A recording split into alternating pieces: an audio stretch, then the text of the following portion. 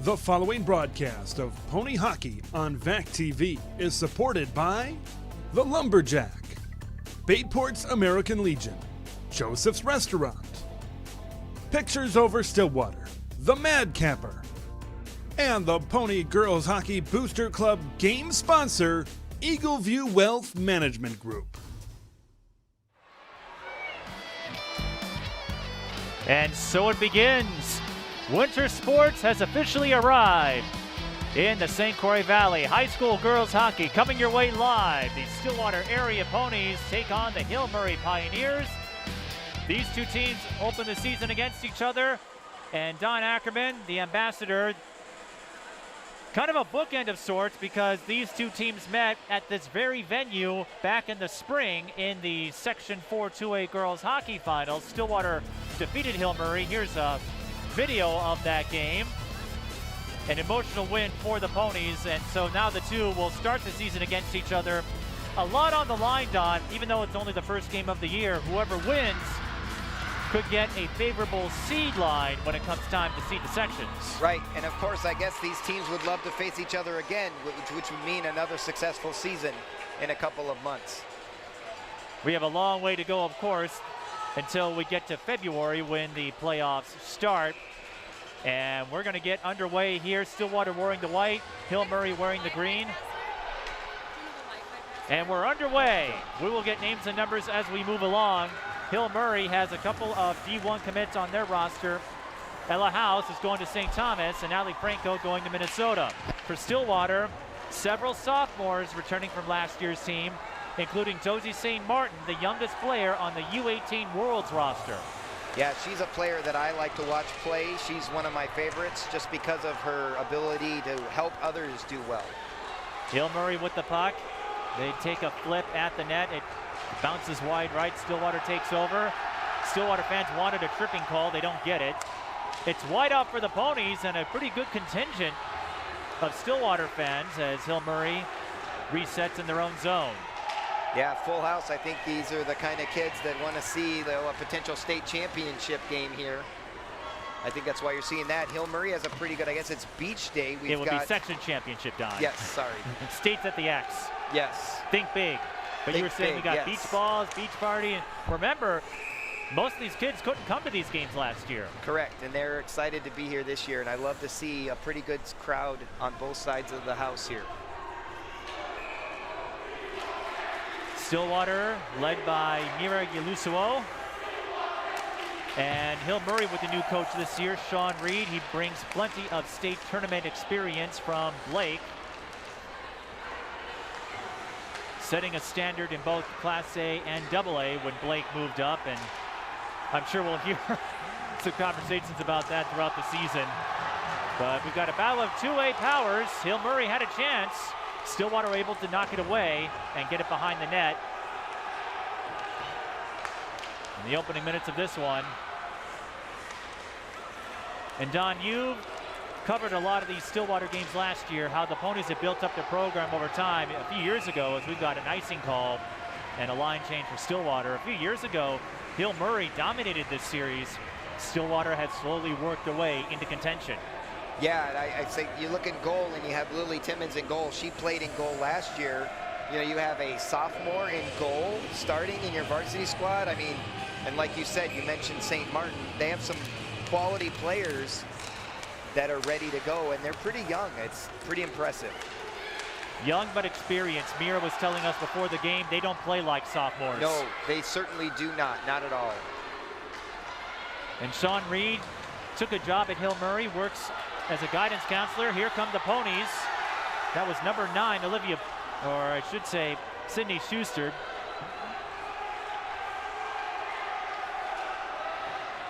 Vita Roski picks it up. Again, season opener. Hill Murray with the turnover.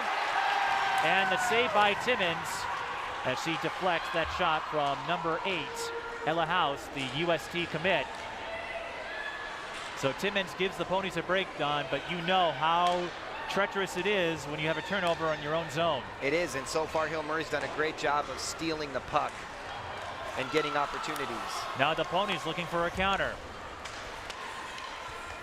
Josie St. Martin and Maya Kruger trying to hook up on that sequence. Stillwater going with 3 lines, Hill Murray with 4.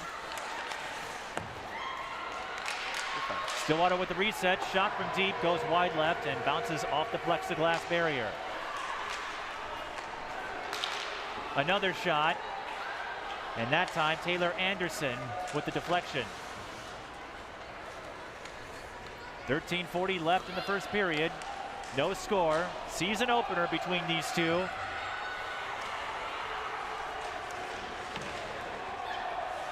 And you know it's a new season when you get asked, what's the Wi-Fi password for the arena?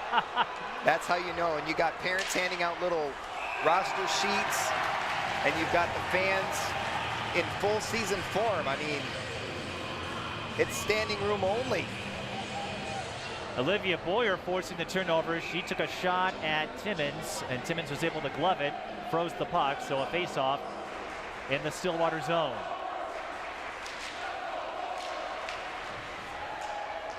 Hill Murray looks like they've got a tropical theme going in their student section, and for Stillwater it's a whiteout.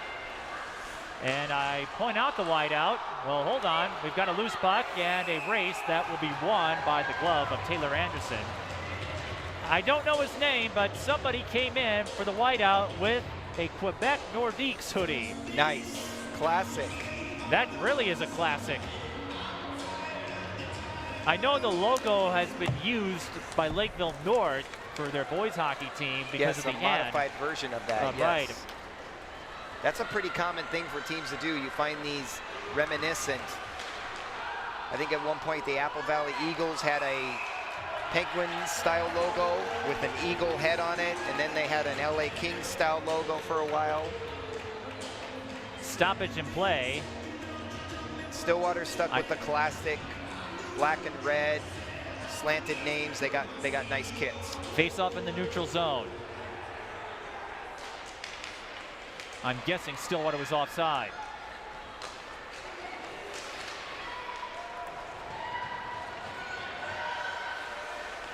First game of the year, but once again, there is a lot to play for because of section seeding. And if it comes to head-to-head, having a win this early in the season, that could go a long way to seeding. And with more sections going to high seed, Stillwater got to host last year, as we have a potential opportunity from Avery Braunhausen. Couldn't get there in time. Stillwater will reset.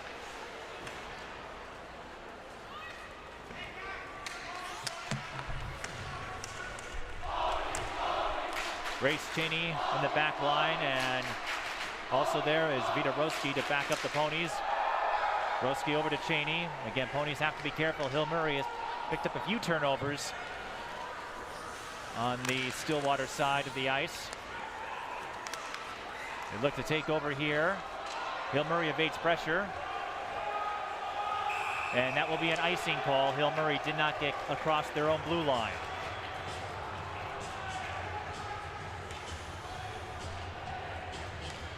So we'll have a face-off in the Hill Murray zone. 11:37 left in the first period. Face-off in the Hill Murray zone is really good for Stillwater because I don't think they've really clicked yet. And just getting opportunities. Hill Murray's really dominating this game early on. They've taken a couple of glancing blows, glancing shots, but that's about it. Right, shots are tied at 2, but I think the Green have a slight edge. In terms of flow, yes.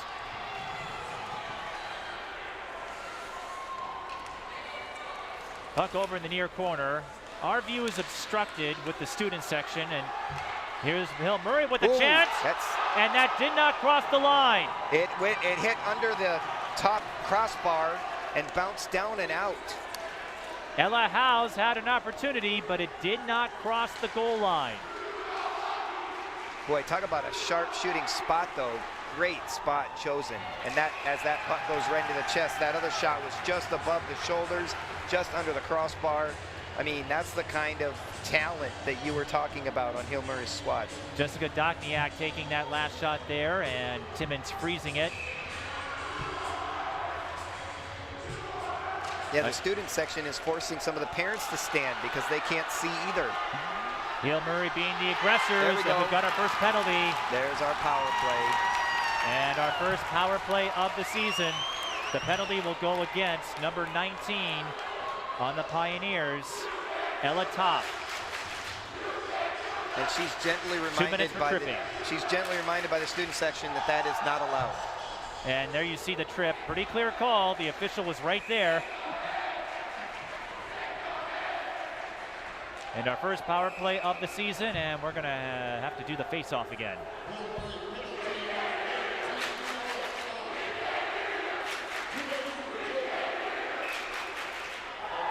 So we'll try this again. Our first power play, and a Stillwater player lost a stick.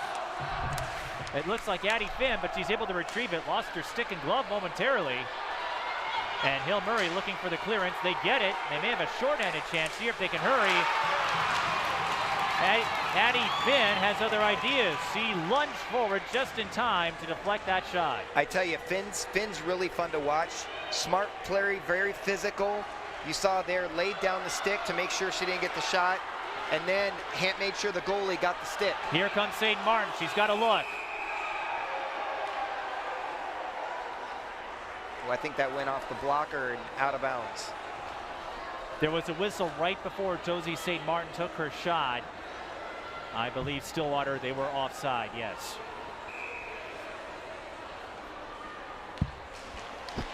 And this is helping Hill Murray. 1 minute and 20 seconds left in the power play.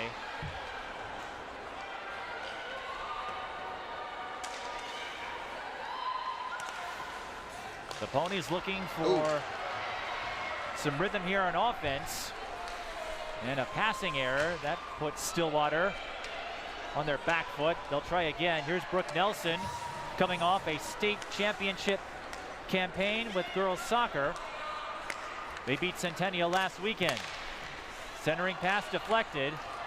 Puck gets behind Stillwater. Hill Murray with the chance to clear, and they will. 45 seconds left in the power play. Really good PK right here by the Green.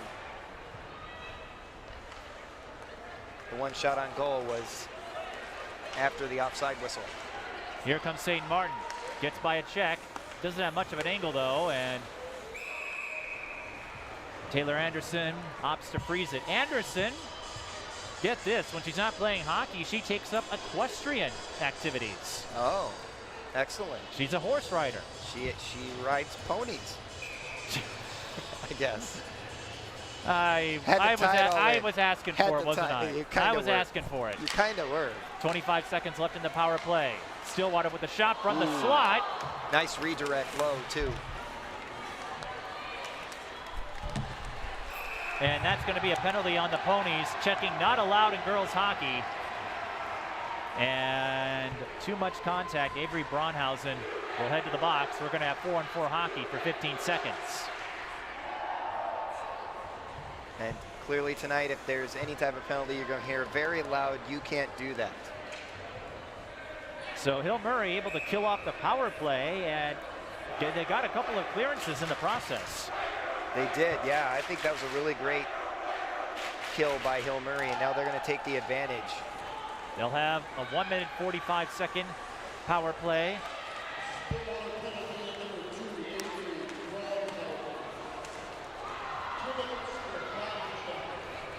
Cross-check is the official call. Again, checking not allowed in girls hockey. And a Hill Murray player tripped up behind the net. That was number 17. Casey Senden. Got to be careful with that. Let's see what the Pioneers can do. They've been the aggressors at even strength. Here they come. Ella Howes had a look for a second. Stillwater able to get in there and knock the puck away. Good steal from behind, and now we're going to have a line change by Stillwater. Bit of a gutsy call to change lines, but Stillwater able to do it cleanly. And Stillwater will change lines again as they get a clearance to the Hill Murray zone. Just over a minute left in the Hill Murray power play, their first of the season. Pioneers looking for an opening. Stillwater sends it behind the Hill Murray blue line. Now to center ice. Good job so far being disruptive. Chloe, poking it away. that's Chloe Boreen. Her older sister Abigail plays for the Gophers. Stillwater with a shorthanded chance. And a save. Maya Kruger with the shot. Anderson with the save. But the Ponies showing some gusto here in the PK. Yeah, good assist there by St. Martin, setting up a teammate. And a good idea to get a shot on goal. Now they can do a line change in the they're on the other side of the ice, protecting their goalie. Line changes and stoppage time are always preferred when you're on the penalty kill. There's another shot from the slot. That goes over the net and around to the near side of the ice from our vantage point. 30 seconds left in the Hill Murray power play. Here comes House. House is looking for a seam, couldn't find one. Now she's double teamed. Again, we don't have the best vantage point with the student section where they are, so whenever there's action in the near corner, right, it gets a little tricky to say. If you see a sea of white, it's almost like that polar bear in a storm joke. You've kind of got the student section obscuring the ice, so it just turns, it's a whiteout. But Stillwater will kill the power play as Hill Murray got called for icing with 2 seconds left, so both teams buckling down when it comes time for the penalty kill, at least to start with. And earlier, we mentioned this a lot in soccer. You'll see this a lot in hockey too, when players take shots and the goalie gloves it. You wonder, why do they do that? You never know. Take a shot if you see it. Absolutely. So we're back to even strength. 6:53 to go in the first period. Season opener and the first of several games we'll have for you on Valley Access channels, and we're going to have another penalty on Braunhausen as she sent number 21, Maddie Morrill, to the ice. Little disappointed there. I think she did put a shoulder into it, but she was just playing hockey as far as she's concerned. This time it's elbowing. Oh, elbowing, okay. Well, Braunhausen getting a little too aggressive in the first game of the season, and there's a lot of time between now and then, so she'll have plenty of opportunities to clean that up, but it's got to be frustrating. First game of the year, already 2 penalties. Yeah, and I mean, especially if you're just trying to play hockey and you put a little body into it. It wasn't excessive, but my guess is the refs want to keep it clean, and that's their way to mitigate that. Hill Murray looking for the turnover. They got it, one-on-one. Oh, and they had a great setup, but the puck bobbled over the net. Skoogman had her teammate right there. Timmins made it hard, and that's what you got to do, is try to get in the way. Sometimes a player can make a stick move, sometimes they can't, and if you can just be in the way, you can stop a chance. Skoogman had Tinnett.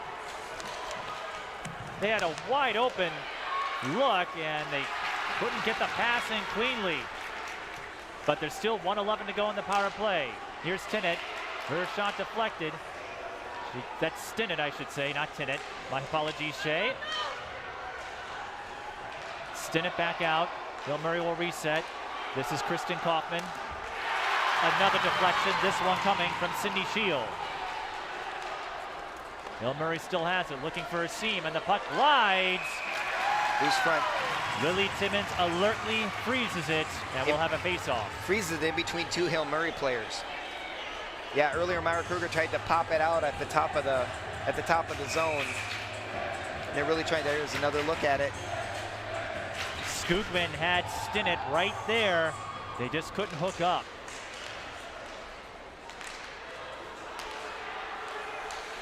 House centering pass, shot, and deflected into the near corner. Pioneers get it again. About 30 seconds to go. Sendin passes it to the right. Rister goes over the net.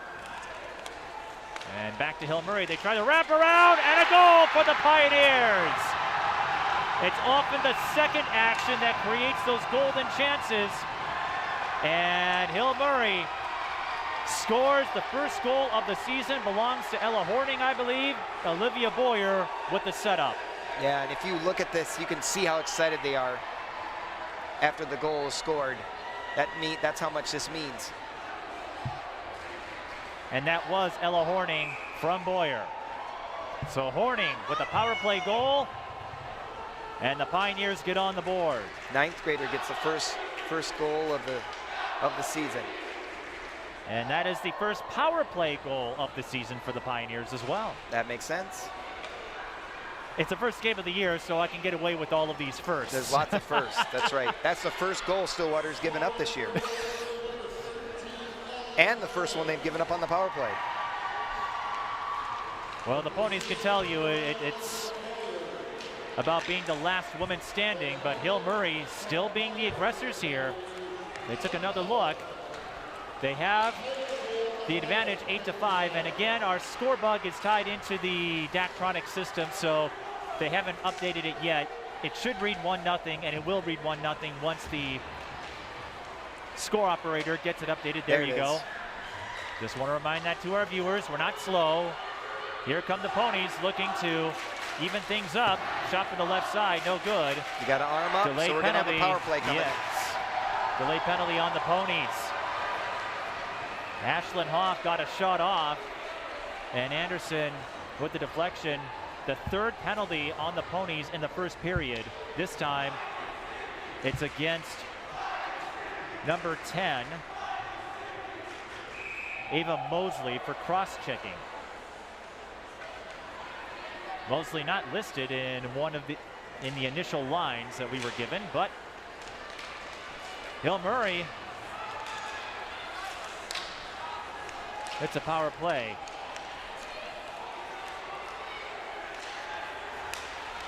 They haven't posted it in the scoreboard yet, but it is 5-on-4. Here come the Ponies with a shorthanded opportunity, and a Hill Murray player gets in there. That was Kristen Kaufman, I believe. Here come the Pioneers. Shot saved by Timmons.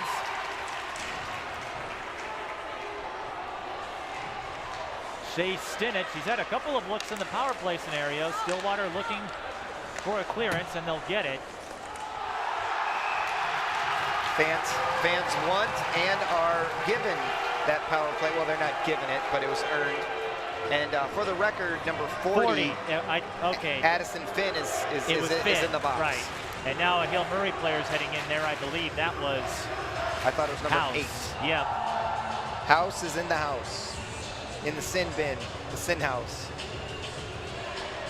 And we are going to have 4-on-4 hockey, I believe. But right now we're having a quick discussion between number 2, Avery Braunhausen of the Ponies, and the officials. So I think it's because of the score issue or the scoreboard. They did not post the power play or the penalty on Finn. So I think we're trying to sort out how much time we have for 4-on-4. Interference is the call on House, and we got to figure out. Sydney Seal, the defenseman, is putting up a 1, saying that message to the coaches. So if you just joined us, Addie Finn hit with a 2-minute minor for cross-checking, and Ella House of Hill Murray just got hit with 2 minutes for interference. So now we're going to have 4-on-4 hockey. The question is for how long? It had to be a good, 40-some seconds, I think? Just kind of based on how it felt.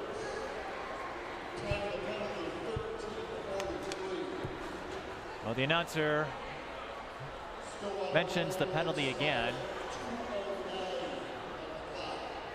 Everyone's looking at the scoreboard. We're all doing the same. It's like tennis. You're looking to the right to see, and you're looking to the left to see the scoreboard. Because put it right, up, we've got to face off in the Stillwater zone. Because the scoreboard on the north, or I think that's the west side of the arena. Sorry, it's picturing the sun setting on the west side doesn't have the detail that they have on the left, and they're not putting up that other penalty yet. All right. Well, we'll just have to keep our eyes peeled. Right now we've got 4-on-4. More open space. That means longer passes. As my buddy Ted LaRue alertly pointed out all those years ago when he called White Bear Lake Hill Murray.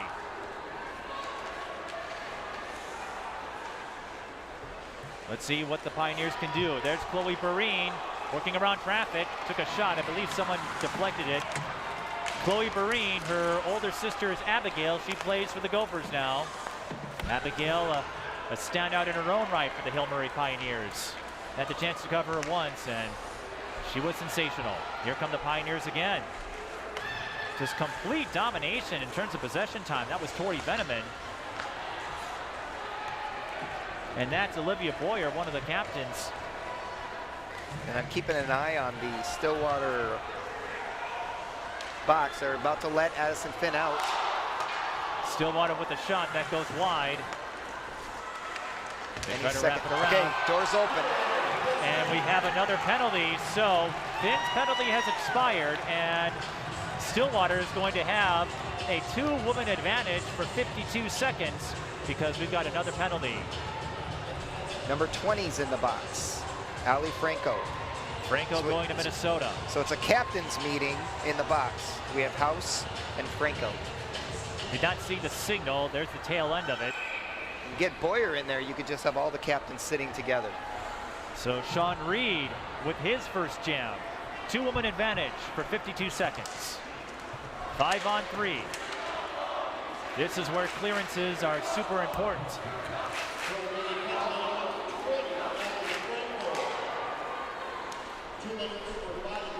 St. Martin's ready to shoot too. That shot wide left. Body checking the official call, and a Stillwater player able to retrieve it. I believe that's Hoff. Good job keeping that inside line. Who hits her teammate? No, that was Josie Lang, I should say. This is Josie St. Martin. She was looking for it, instead goes up. But Allison. Stillwater having trouble gripping it. That was Finn. Addison missed it twice. Finn whiffed it. That's a tough break. Here's St. Martin. She'll try again. Deflected off of the knee pad of Taylor Anderson. And we'll have 5-on-4. Ooh. Bill Murray looking for the poke. And now Stillwater called for a penalty, so we're going to have 4-on-4 for the next minute 10. Josie Lang really frustrated there. Tried to just go for the puck, ended up getting the player. Tripping is the call. And tripped.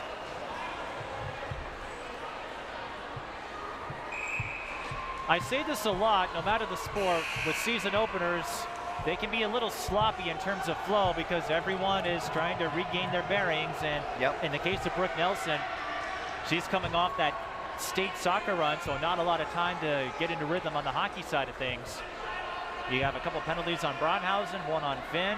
This is the 4th penalty on the Ponies.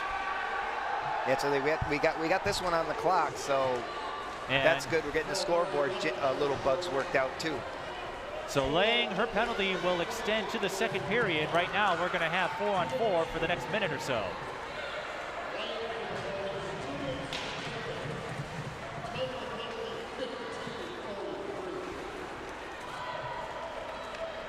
I'll say this, Don, an eventful first period of the first game of the season. That's Absolutely. Manny Morrill. Go ahead. I was going to say absolutely one of my favorite trademark words to say. It's been a phenomenal start, even though it's a little clunky. Great opportunities. Woo! Smooth move. Timmons doesn't know it's Puck under still her pad. loose. There's still a scrum. Hill Murray wins it. They'll try the wraparound, and a Stillwater player. That was number 16. Sydney Johnson, she alertly got in front of the net to protect Lily Timmons and acted as a shield. And Sydney Shield tried to knock it off the top of the net or capture it there as it was loose, because that was a very precarious situation. Timmons was exposed. Sydney Johnson, that could be one of the defensive plays of the season as the first period is about to expire. Hill Murray leads 1-0, but if it wasn't for Sydney Johnson, the Ponies could have been staring at a 2-0 deficit entering the first intermission. I mean, that's what you want your defense to do. You know, if there's a lapse, you want a defense player to come in and make a difference, which happened. Johnson made a difference. We'll talk more about that difference when we return.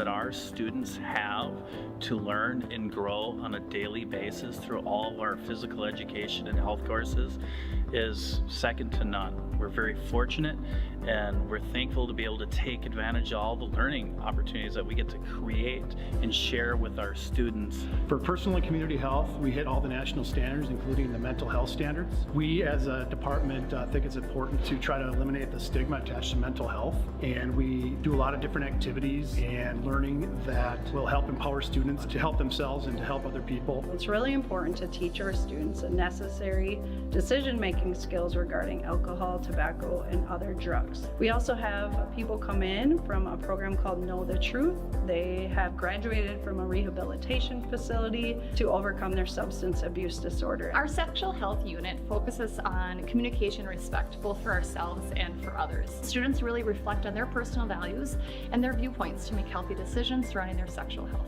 In nutrition, our students will learn to develop the knowledge and skills that will be needed to help them to make healthy food and beverage choices throughout their lives. The primary purpose of the American Red Cross First Aid, CPR, and AED training is to help students recognize and respond appropriately to cardiac, breathing, and first aid emergencies. All students will have the opportunity to be certified if they desire. The goal of our Fitness for Life class is to encourage students to develop and maintain a health-enhancing level of fitness, along with discovering activities they may want to do and continue to do once they graduate from high school. Our weight training course is designed to help students develop basic and advanced weight training techniques and to understand those concepts to allow for fitness and health growth and development. Students will take ownership through SMART goals by developing their own SMART goals. It's individualizing and taking ownership of their learning. Unified PE is a unique opportunity for students with varying abilities, backgrounds to come together. We focus on the physical, intellectual, and social growth of all students in physical education. Special Olympics and our own Ponies Trust Club support this class with fun activities, field trips. They offer collaborations with other unified schools and so much more. Team sports is a really good class we have here at Stillwater High School. It is designed for anybody that likes to compete, and you don't necessarily have to be a varsity athlete to be in this class. And there's a little bit of something for everybody in team sports. Our personal fitness and sport class is a great opportunity for students to explore how they can incorporate exercise into their daily practice for a lifetime. We also encourage proper nutrition, hydration, and sleep habits throughout our semester so that they can take these beyond just our classroom. As Phy-Ed and health teachers here at Stillwater High School, we help our students make connections between our courses and their everyday lives now and in the future. Fun is the name of the game at the Lumberjack. Throw some axes, enjoy Union Alley, sit back, relax, take in the excellent food and drinks. The next time you are out and about in beautiful downtown Stillwater, visit Sarah and the great staff for a fun night out. Visit the Lumberjack off Commercial Street in downtown Stillwater today for a glass full of fun. Cheers. Community ed serves a great purpose in our community and helps keep families connected. Community education has something for everyone. I really love watching the kids improve.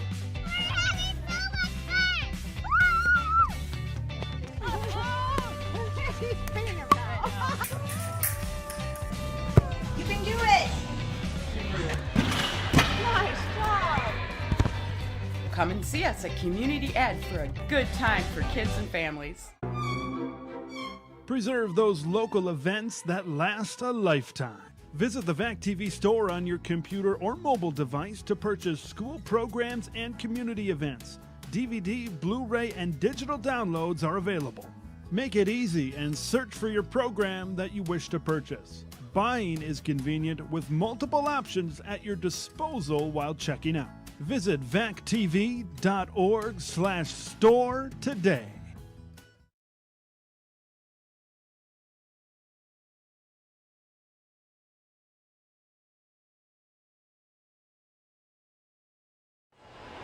Oh, that's that handout has the parents. Oh. First intermission, Stillwater and Hill Murray In the season opener for high school girls hockey, the Pioneers lead the Ponies 1-0 thanks to a power play goal by Ella Horning. Don, it was a wild first period. Stillwater trailing in shots 11-5. Penalties have also been an issue. You have a couple on Braunhausen. Yes. They have less than a minute left of a penalty kill. They'll have to start on the second period.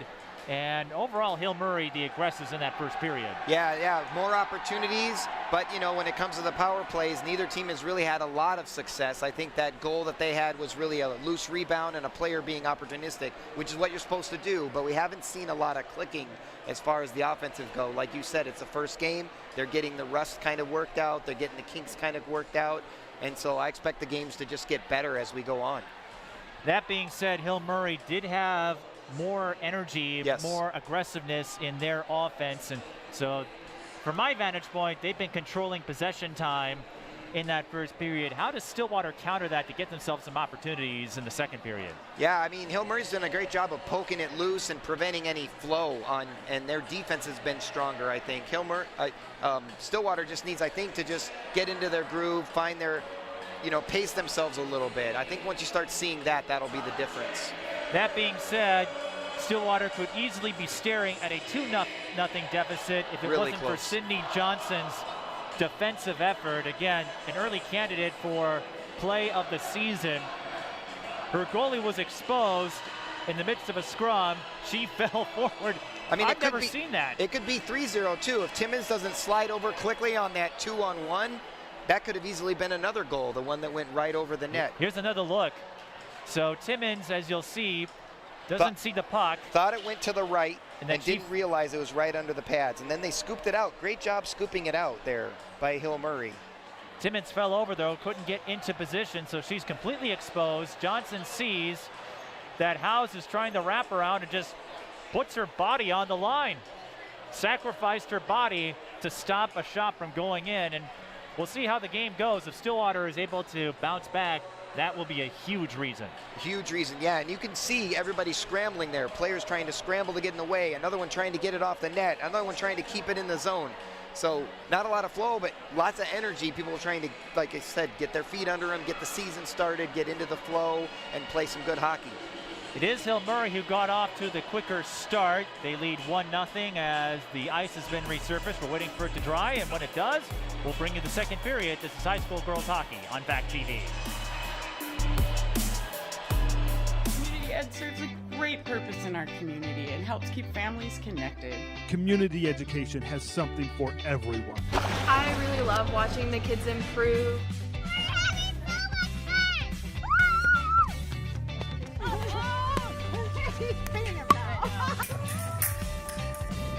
You can do it! Nice job! Come and see us at Community Ed for a good time for kids and families.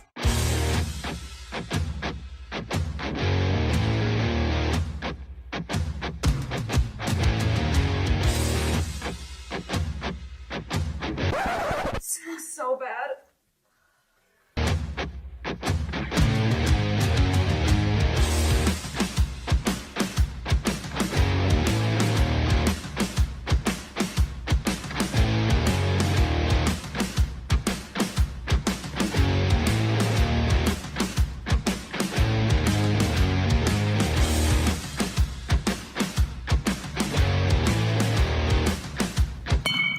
What are you doing? Well, my GPA isn't really the best, so I thought I could try for an athletic scholarship. Maybe you should go talk to a coach about that. Good idea. I'll do that.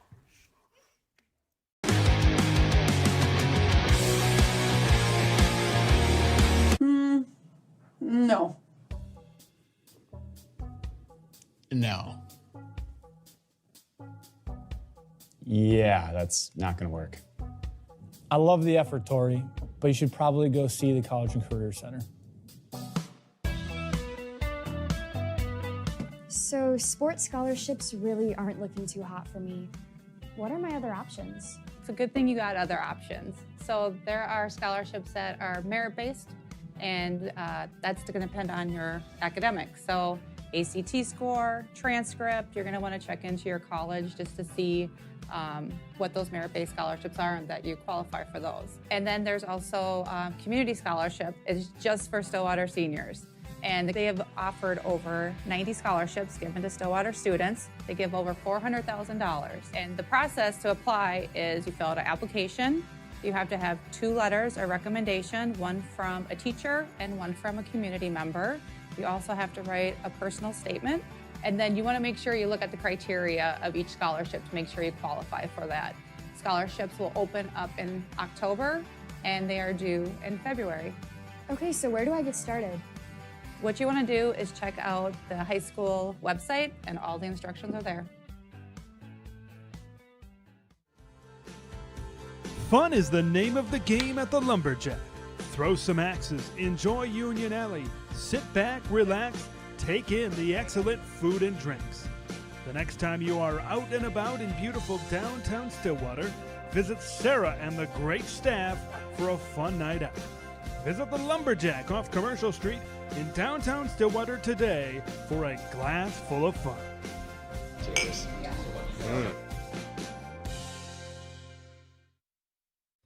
I'm Rob Bach, and I'm the principal here at Stillwater Area High School. We're located just south of Highway 36, almost at the intersection of Highway 5 and Highway 36. We are actually part of the oldest school district in the state of Minnesota. So we have a long-standing tradition of academic excellence dating back way before a lot of other schools and districts. We're at right around 2,800 students. We're a 9 through 12 high school, so we average almost right on the dot at just about 700 kids per graduating class. Our academics are off the charts. I literally just gave a tour to executives from Anderson Windows who wanted to come in and see our fabrication lab. And our students took executives from Anderson Windows and showed them the different pieces of technology that we have, the different machines that they use on a daily basis, took them through their design process. Stillwater Area High School's music programs, whether it's choir, whether it's band, whether it's orchestra, are the cream of the crop. And literally kids from other schools want to come hear what our kids are doing to get a sense of what they can be, and other directors want to come see what we're doing to get a sense of what they can aspire to. We are training tomorrow's leaders. That's who we have in schools, and that's a charge that we take pretty seriously. We are about developing communicators. We want kids to be critical thinkers. We want them to be able to collaborate.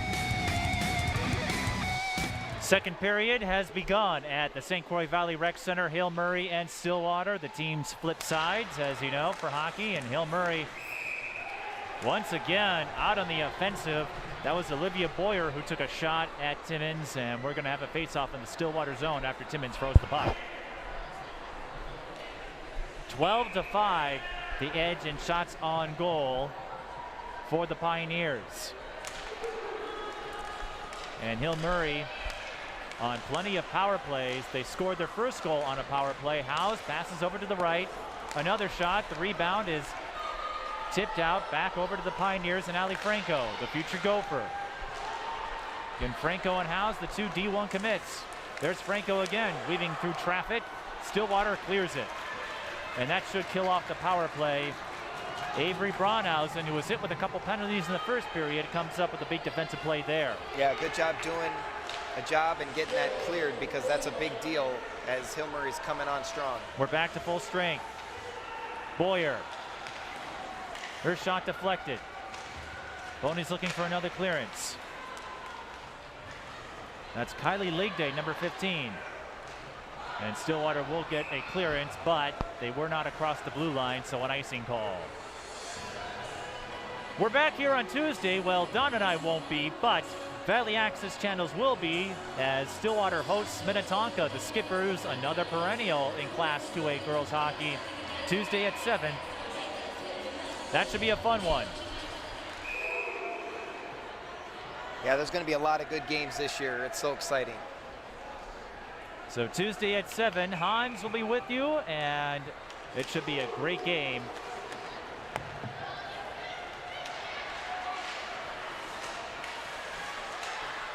We're at full strength,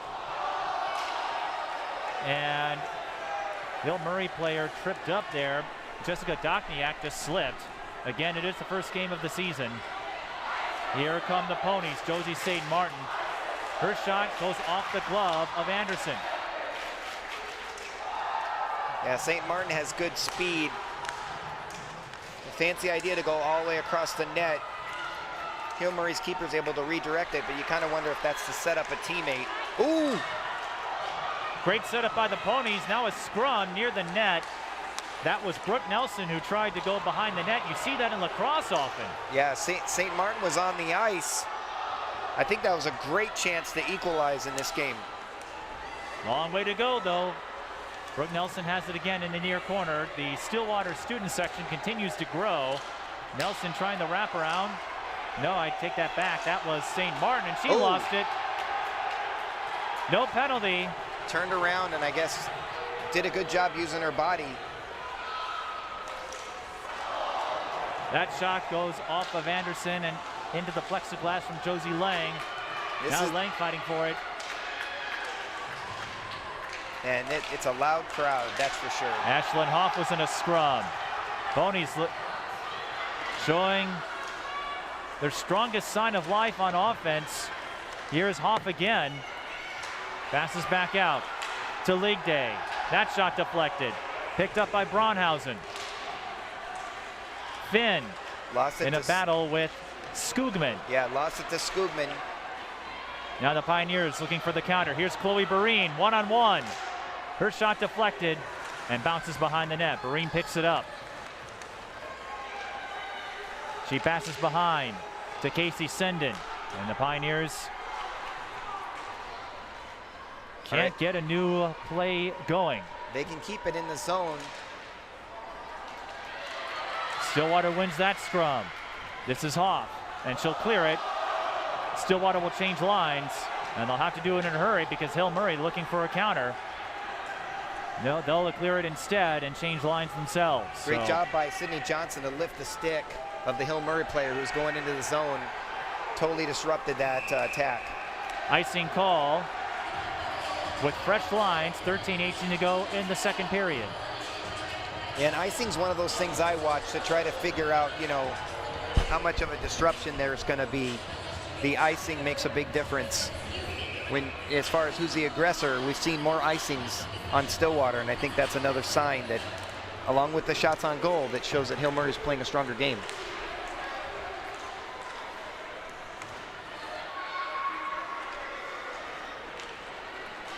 We are seeing a little more rhythm out of Stillwater, though. Right. Alexa March was fighting for it. This is Senden. She's caught up in a scrum. Stillwater wins it. Here's Ali Franco as Hill Murray sends out their top line again.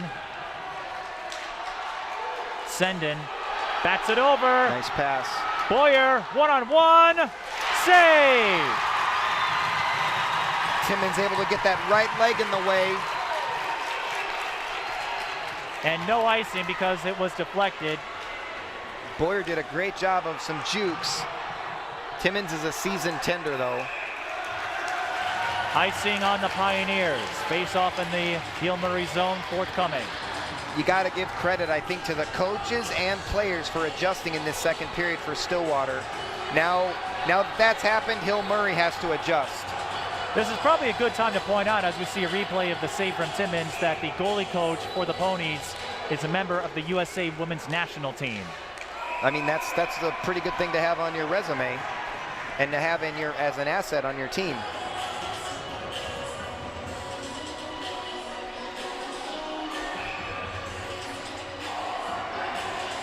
Another face-off in the Hill Murray zone after Anderson froze the puck.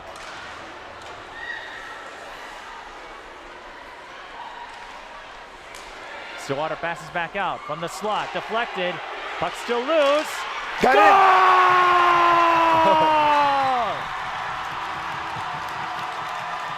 Brooke Nelson, the state champion soccer player, evens the score at 1.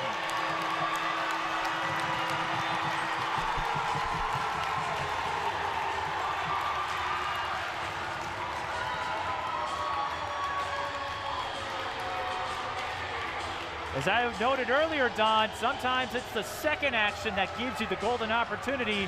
Both sides have benefited from that second chance. Yeah, and you can see how important this game is to both sides because in both times you've seen the teammates just basically mob their player that scored the goal. This game means a lot to both teams. Avery Braunhausen, now Stillwater. I'll tell you this, Don, they're coming out more aggressively on offense in the second period, controlling the puck, getting into a rhythm, getting formation set up. That disorganization we saw in the first period has turned almost seamless so far. Sometimes you talk about the aggressor getting rewarded, and we've seen that with both teams. But this game far from over. Hill Murray with a shot that is deflected by a Stillwater defender. That came from number 3, Ellie Petronak. Again, the Pioneers using 4 lines. Stillwater going with 3 lines in this first game. And Sean Reed, he was changing his lines up to this game in the first couple weeks of practice.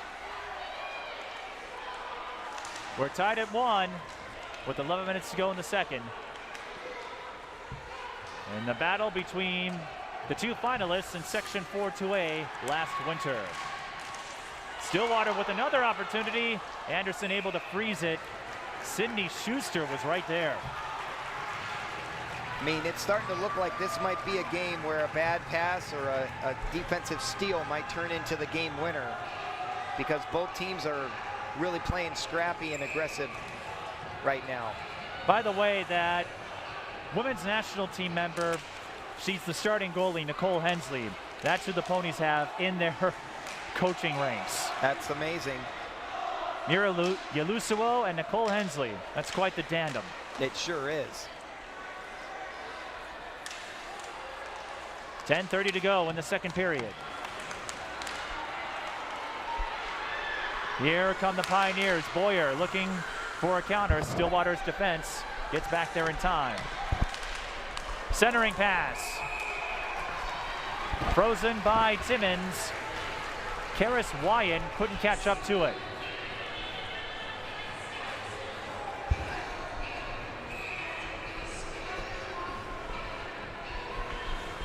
Don, you'll have to do a better job making sure I monitor my voice because I got to come back tomorrow and do swimming. We have the Section 4-2A swim meet. Meanwhile, Josie St. Martin, oh, beautiful pass. And a nice stop by Anderson. That was a beautiful pass from St. Martin to Nelson. Yeah. Anderson just made a good play. If St. Martin was back a little bit, there was a wide open net waiting. But good passer. That's why I like to watch St. Martin play. Well, St. Martin winning the scrum there. That puck gets away from her that time. She does catch up to it.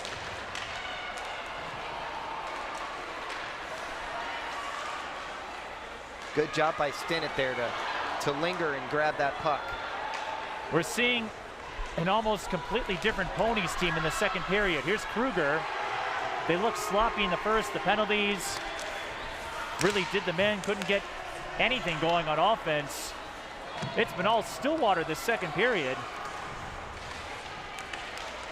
Hill Murray looking to change that. Yeah, but Hill Murray's on the attack, and they're not letting up, that's for sure. Anna Gerolo. And now Ella House has it. Hill Murray will clear it and get some changes in there. Kylie Ligday has it for the Ponies. As Stillwater looks to move down ice again. Here's Addie Finn. Goal! No! Underneath the legs of Anderson. Oh my goodness. Stillwater gallops to a 2-1 lead. Finn's able to find the 5-hole, and it gets through, and you can see the goalie saying, I should have had that. Taylor Anderson disappointed that got through. Great job by Finn to get a shot through. Let's see it again. Good job tapping it to herself. And not only did she get it underneath the 5-hole of Anderson, she also had to work her way around Casey Coffey. And just like that, the Ponies with a 2-1 lead. Yeah, but just like that, you can't relax. Hill Murray's already on the attacking zone. Stillwater looking for the counter. Here's Schuster. Deflected. Good defense by Ella Top to knock that loose. And how big was that defensive stop by Johnson in the first period? How big is it now with Stillwater holding a 2-1 lead? It's gigantic. Some might call it ginormous. Ginormous even. Sydney Johnson, speaking of the devil, her shot deflected behind the net, and Anderson will freeze it. 8:01 left in the second. Ella Top got in the way again. Good defensive play by number 19 in green. It's the first game of the year, but again, a lot on the line. The winner of this game will have an edge in section seeding come February. Ooh. Brooke Nelson looking for number 2.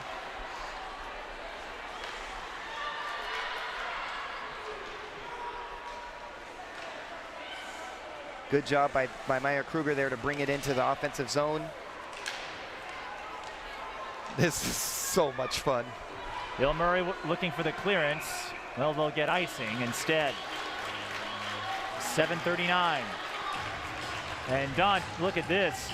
Stillwater, a 12-5 advantage in shots on goal in the second period. They've totally turned this game around.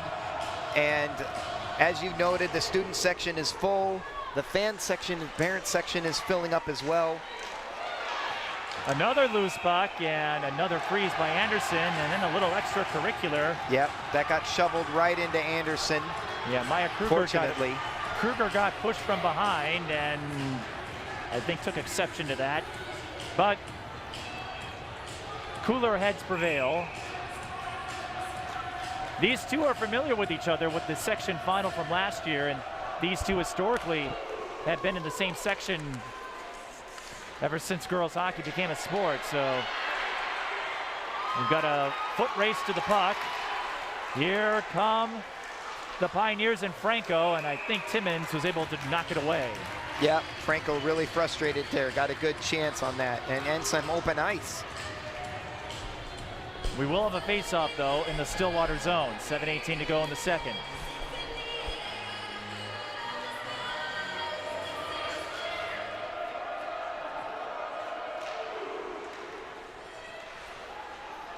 I mean, it's trickled in, Mike, but look how full this arena is now. It's really filled up. They must have heard you were here, and they're all going to line up for autographs. I take you have an autograph session after this game. Yeah, there's a line. The line starts on the north end of the arena. Don the draw, Ackerman. Wow. 6:50 to go in the second. I'm going to check that water bottle, Mike, later to see if it actually is water.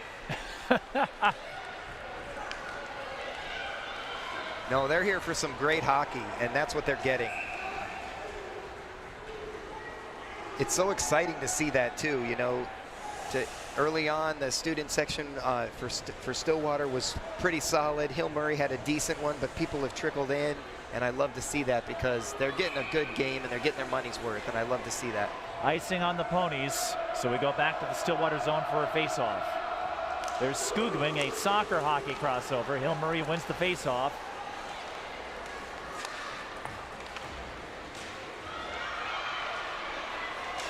Ponies lead 2-1, and a big reason for that, a couple big defensive plays. Here's Skugman with numbers. Her shot saved, puck still loose. Timmons got there initially, and she'll fall on it. She made the pad save, and now will glove it to freeze it with 6:11 to go. But Timmons with that save one-on-one against Boyer, and then Sydney Johnson stopping House just by falling in front of the net and using her body as a shield in that first period. Yeah, I think Timmons might have lost that puck for a split second, but as soon as found it, covered it up, forcing the face-off. That puck bounces near Timmons, but goes behind. In the student section, they've had a lot to cheer about in the second period. Again, solid crowd.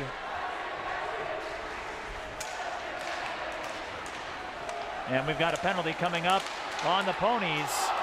Ooh. That did not cross. Well, that's the second close call Hill Murray has had with a shot on goal. Yeah, Grace Cheney swatted that out of the air with the glove. But I think here you're going to see that penalty. Vita Roski hit with a penalty. And it will be the 5th power play opportunity for the Pioneers. Yeah, I'll have to check. I think I've heard it said Roski. Roski, okay. Hill Murray's lone goal so far came on the power play.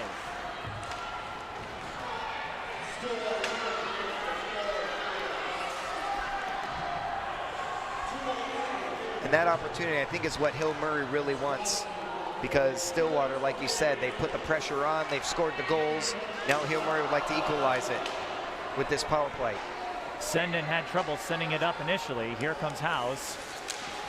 Her shot saved by Timmons. Stillwater clears it. As you know, if you're a hockey fan, if you're on the penalty kill, icing is not an issue. Correct. Yeah, get it out of the zone and get it out quick. And Stillwater does so again. A couple of clearances already. Just over a minute left in this power play. Yeah, but Hill Murray's done a good job of recovering a little bit. They've got the shots on goal advantage back. They had lost it for a bit, so they're staying on the attack, and that's good. Right now, they're having trouble getting it out of their own zone. Yeah, Stillwater's fired up, I think. Whatever they did at the end of the first period, whatever they talked about in the locker room, man, write it down, because it worked. Hill Murray sends it down ice, but no icing is called. Stillwater clears it again. Great job by Josie Lang to clear that out of there. Eat up more of that clock. 30 seconds to go for the Stillwater penalty kill. And Hill Murray has to kind of collect themselves here. They haven't had a good attack yet. Again, they've had some trouble getting the puck out of their own zone. Now they run into a scrum. That will eat up more time. Ponies recover, and they can clear it again. Alexa March does just that, and that should allow the power play to expire. An excellent penalty kill by the Ponies in that instance. We're back to full strength.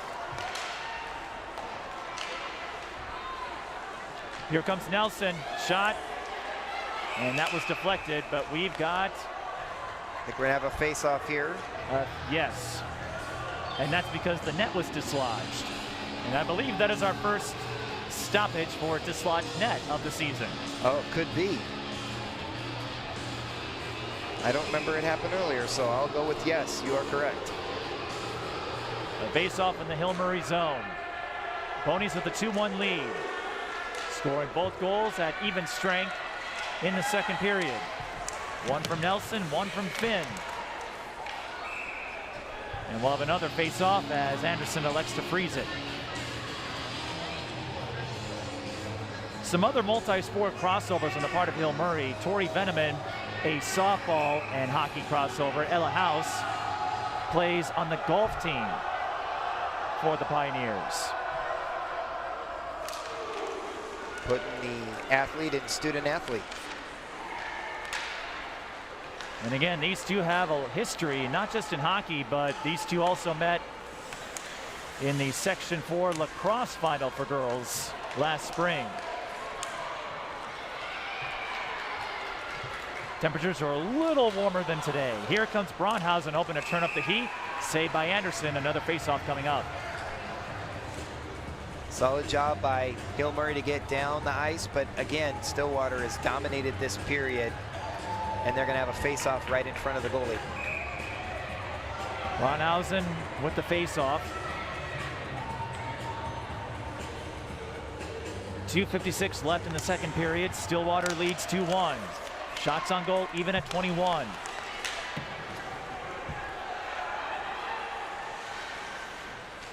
Braunhausen in the corner. Passes back out to March. And that puck goes into the seats. And now does Hill Murray, did they keep that or do they have to return it? Usually they throw it back.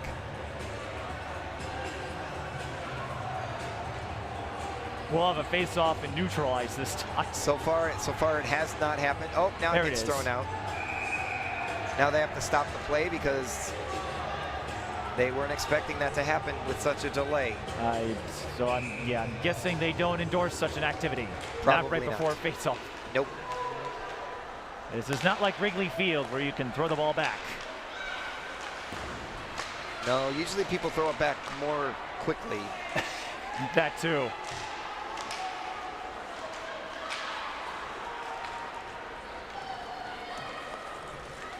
Did I ever tell you, well, I'll wait for the next stoppage. As Hill Murray looks for the turnover, They get it, but not for long. Ella House reminding Stillwater of her presence. Yeah, I think Sydney Johnson poked that loose. And Johnson has come up clutch on a few occasions defensively. This is number 14, Sydney Shield. She'll send that away.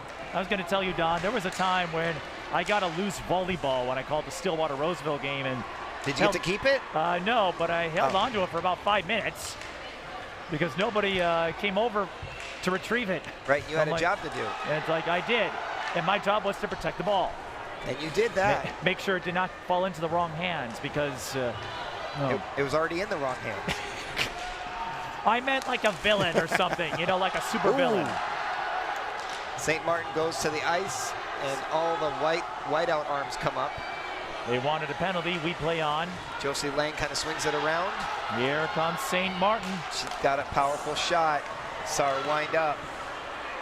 Slap shot, and that was saved by the pad of Anderson, I believe. Here come the Pioneers on the counter. This is Barine and Stillwater's defense. Poked loose by Johnson again, I think. Sydney Johnson. Oh, I think that one, sorry, that was Kylie Ligday. Well, Ligday, Johnson.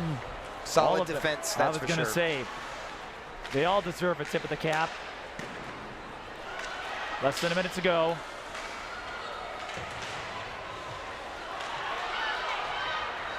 St. Martin wins the scrum, tries to get it off, cannot do so, but she does get a face-off out of it. Yeah, but that's basically, I think the idea was to get a shot on goal. Wasn't really the goal there. Had 2 players able to get the face-off out of it. It was a pretty big win. They're going to do a line change, and this group will finish out the period. 36 seconds to go. Shield. And shot from deep. Nowhere to go for the Ponies there. Although they wouldn't mind if they can just kill clock and go into the second intermission with the 2-1 advantage. They trailed 1-0 after the first. Dialed up the intensity in the second. Much more cohesion on offense. And a couple of even strength goals, giving the Ponies the lead. And they'll hang on to it as we head to the second intermission. That's it for the second period. Stillwater with a 2-1 lead thanks to goals from Brooke Nelson and Addie Finn. Don and I will be back to break it all down in a moment. Opportunities that our students have to learn and grow on a daily basis through all of our physical education and health courses is second to none. We're very fortunate and we're thankful to be able to take advantage of all the learning opportunities that we get to create and share with our students. For personal and community health, we hit all the national standards, including the mental health standards. We as a department think it's important to try to eliminate the stigma attached to mental health, and we do a lot of different activities and learning that will help empower students to help themselves and to help other people. It's really important to teach our students the necessary decision-making skills regarding alcohol, tobacco, and other drugs. We also have people come in from a program called Know the Truth. They have graduated from a rehabilitation facility to overcome their substance abuse disorder. Our sexual health unit focuses on communication respect, both for ourselves and for others. Students really reflect on their personal values and their viewpoints to make healthy decisions surrounding their sexual health. In nutrition, our students will learn to develop the knowledge and skills that will be needed to help them to make healthy food and beverage choices throughout their lives. The primary purpose of the American Red Cross First Aid, CPR, and AED training is to help students recognize and respond appropriately to cardiac, breathing, and first aid emergencies. All students will have the opportunity to be certified if they desire. The goal of our Fitness for Life class is to encourage students to develop and maintain a health-enhancing level of fitness. along with discovering activities they may want to do and continue to do once they graduate from high school. Our weight training course is designed to help students develop basic and advanced weight training techniques and to understand those concepts to allow for fitness and health growth and development. Students will take ownership through SMART goals by developing their own SMART goals. It's individualizing and taking ownership of their learning. Unified PE is a unique opportunity for students with varying abilities, backgrounds to come together. We focus on the physical, intellectual, and social growth of all students in physical education. Special Olympics and our own Ponies Trust Club support this class with fun activities, field trips. They offer collaborations with other unified schools and so much more. Team sports is a really good class we have here at Stillwater High School. It is designed for anybody that likes to compete, and you don't necessarily have to be a varsity athlete to be in this class. And there's a little bit of something for everybody in team sports. Our personal fitness and sport class is a great opportunity for students to explore how they can incorporate exercise into their daily practice for a lifetime. We also encourage proper nutrition, hydration, and sleep habits throughout our semester so that they can take these beyond just our classroom. As Phy-Ed and health teachers here at Stillwater High School, we help our students make connections between our courses and their everyday lives now and in the future. Fun is the name of the game at the Lumberjack. Throw some axes, enjoy Union Alley, sit back, relax, take in the excellent food and drinks. The next time you are out and about in beautiful downtown Stillwater, visit Sarah and the great staff for a fun night out. Visit the Lumberjack off Commercial Street in downtown Stillwater today for a glass full of fun. Cheers. Community Ed serves a great purpose in our community and helps keep families connected. Community education has something for everyone. I really love watching the kids improve.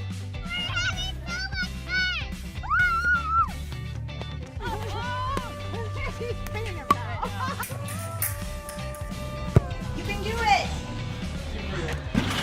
Nice job! Come and see us at Community Ed for a good time for kids and families. Preserve those local events that last a lifetime. Visit the VAC TV store on your computer or mobile device to purchase school programs and community events. DVD, Blu-ray, and digital downloads are available. Make it easy and search for your program that you wish to purchase. Buying is convenient with multiple options at your disposal while checking out. Visit vactv.org/store today. Now it's time to clean up the pucks after our chuck-a-puck contest. Unfortunately, Don and I did not win, so we'll have to try again next time. I participated before to support the Booster Club. It's a great thing to do. Well, Stillwater supporting their own cause. On defense, you had that one-on-one, Boyer against Timmons. And then on offense, a couple of big goals from Brooke Nelson and Addie Finn. Brooke Nelson, of course, winning that state championship last week. Quite a week for her. Great week, yeah. Let's keep rolling, right? This third period should show more fun. And there's a replay of her goal. And we'll see Brooke Nelson get that loose puck and put it on the left side of the net. You can see how big of a deal it is. Just see how much excitement and energy just exploded at that moment. And then here's the second goal from Addie Finn. Really, look at I love the job of collecting the puck, getting lined up, and then taking a hard shot, putting it right in the 5-hole for the goal. And that is what brings us our 2-1 score. Shots on goal, Stillwater with an 18-10 advantage in the second period. That's amazing. And that really tells the tale. In the first period, no cohesion whatsoever on offense. Stillwater, the aggressors in the second. Hill Murray had a couple of chances, but the Ponies looked like a seasoned team in that second 17 minutes. Yeah, sometimes the shots on goal can be deceptive and you might get a lucky bounce here or there, but we've seen none of that tonight. All of it's been good hard work, rebound opportunities, and that great pass and great collection by Addison Finn to put that puck into the net for the lead. So we saw how Stillwater could turn things around and dial things up. How do they keep that pressure going into the third?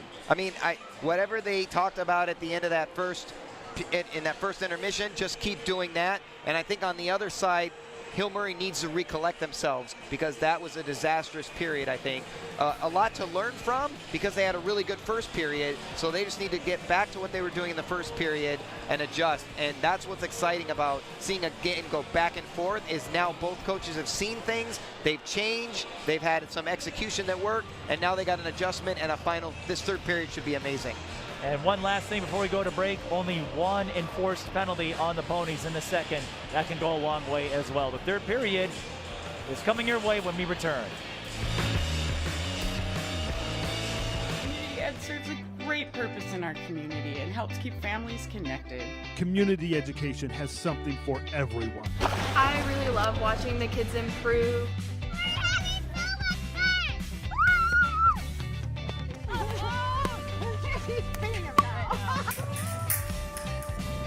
You can do it! Nice job! Come and see us at Community Ed for a good time for kids and families.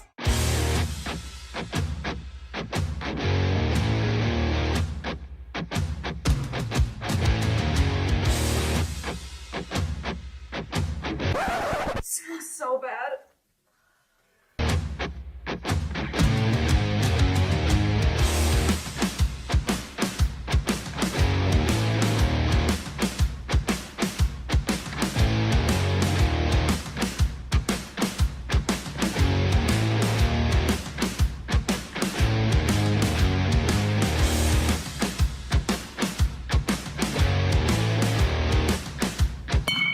What are you doing?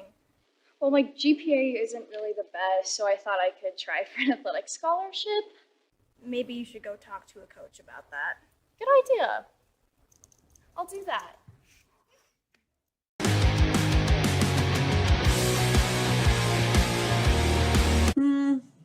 No.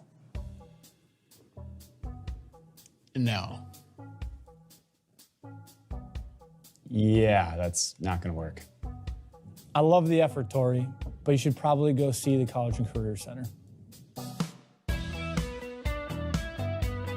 So sports scholarships really aren't looking too hot for me. What are my other options? It's a good thing you got other options.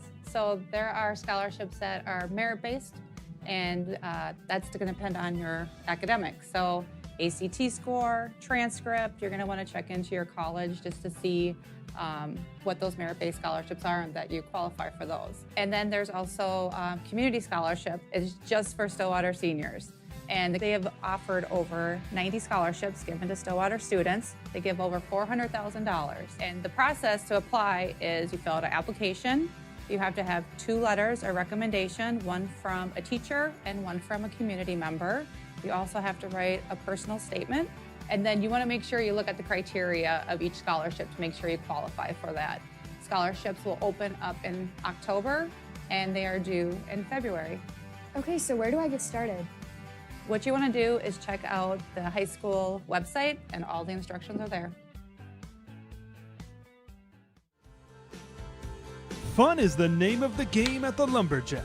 Throw some axes, enjoy Union Alley, sit back, relax, take in the excellent food and drinks. The next time you are out and about in beautiful downtown Stillwater, visit Sarah and the great staff for a fun night out. Visit the Lumberjack off Commercial Street in downtown Stillwater today for a glass full of fun. Cheers.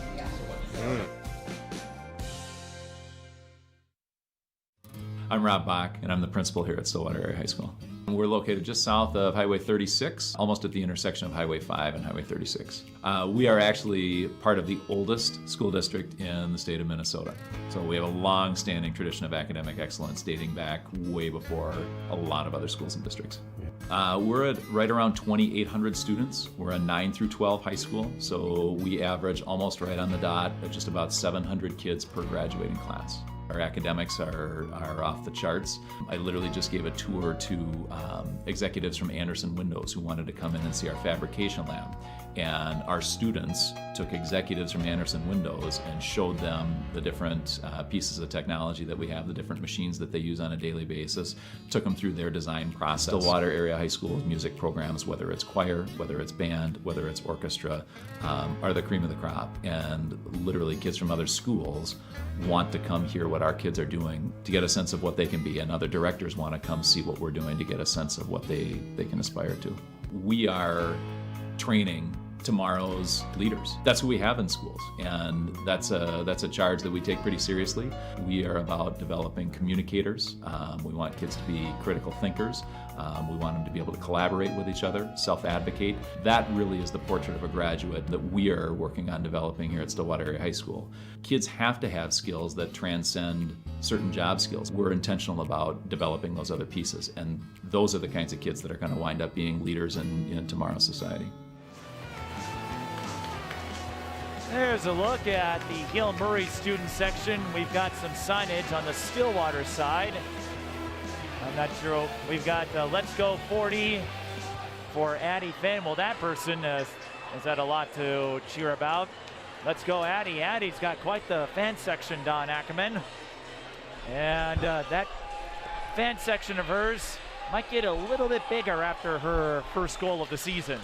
Yeah, I think that would be justified, and you got a good look right now at the Hill Murray beach section. They're hoping they can surf their way into a tie here and maybe take the lead in the third period. Looking ahead, as we noted, Stillwater will host Minnetonka on Tuesday. That game will be carried live on Valley Access channels. We're also with you tomorrow for the Section 4-2A swim meet with state meet berths on the line. That one available on pay-per-view and on tape delay. Gil Murray, if you're wondering, for those watching for the Pioneers, their next game is at Wyzetta, the Plymouth Ice Center, on Tuesday, and then they host Eden Prairie next Friday. EP, one of the perennials, at least one of the schools you think about when it comes to hockey supremacy. And Sean Reed was telling me he was excited for a new challenge after years of state tournament success at Blake. Well, look at this schedule. You've got Edina. They're always a team to look out for. Mahtomedi, there are no pushovers. They host Minnetonka January 4th. Maple Grove, Benilde St. Margaret's, they get a couple of dates with the Red Knights. Stillwater will also play Benilde St. Margaret's December 2nd. And I believe we have that game. December 2nd? Possibly. We do not. Let me double check. Well, that's still going to be a fun game to watch. Absolutely.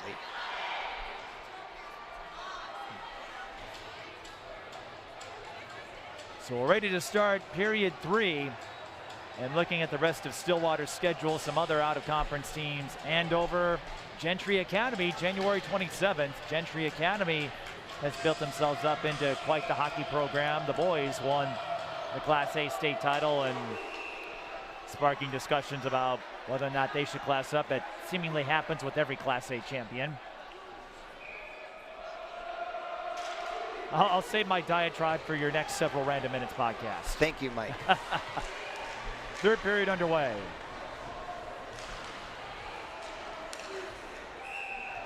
And Taylor Anderson, we've been saying that a lot, freezing the puck. She's dealt with a lot of pressure since the second period. Yeah, Stillwater really turned that second period around, and like you mentioned, the shots on goal, Stillwater now has the shots on goal lead 24-21 after being dominated in that first period. In the first period, it was all Hill Murray. Since then, it's been all Stillwater. A couple of Hill Murray thrown in there, and here come the Pioneers. Ella Howes looking to get on the board.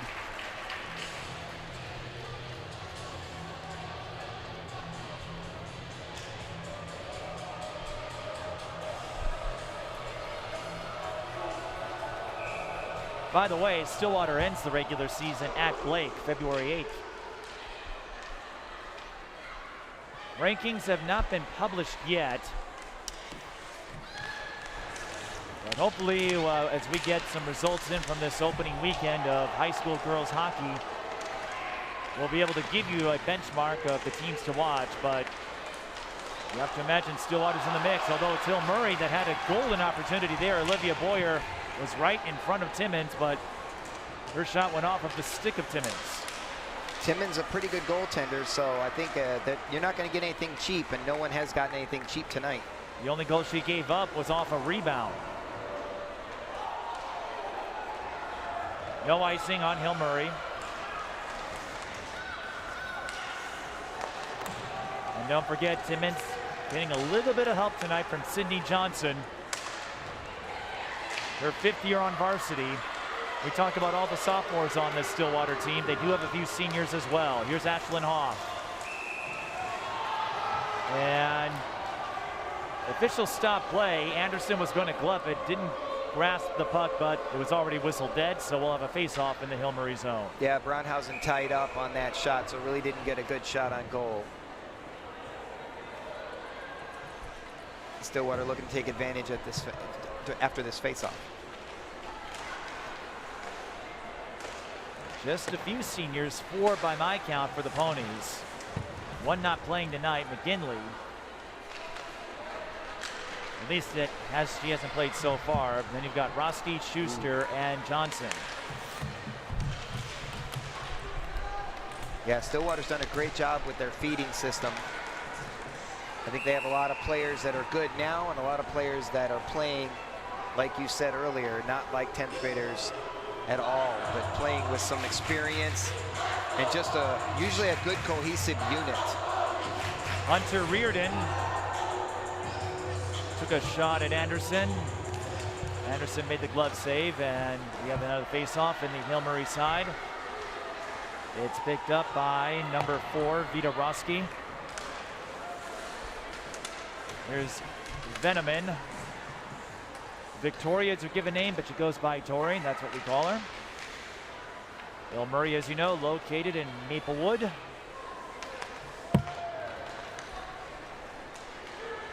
And they have a formidable hockey culture. They certainly do. They play their home games, of course, at Aldrich Arena, one of the largest rinks outside of your college and professional venues. Penalty coming up on Hill Murray.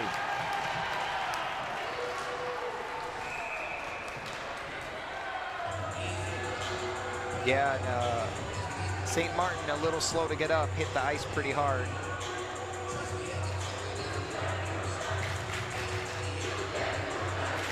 But I think a really tough player, you can see there that just the aggressiveness there by St. Martin is going to cause that to happen. Kristen Kaufman in the penalty box. Just the second power play for the Ponies.